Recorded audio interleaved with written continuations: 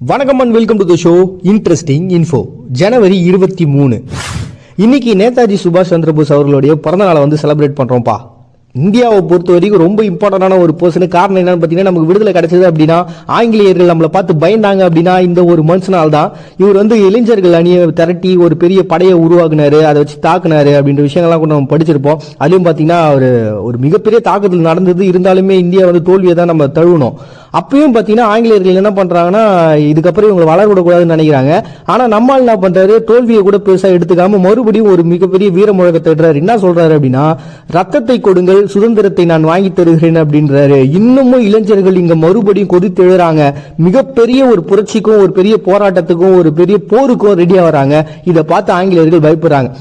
இப்படிதான் பாத்தீங்கன்னா ஆங்கிலேயர்களை மிரள விட்ட ஒரு பர்சன்னா அது நம்ம நேதாஜி சுபாஷ் சந்திர போஸ் தான். இவரை பத்தி பேசணும் அப்படின்னா நிச்சயமா ஒரு நாள் 2 நாள் பார்த்தாது. நிறைய விஷயங்கள் இருக்கு இவரை பத்தி பேசுறதுக்கு. இருந்தாலும்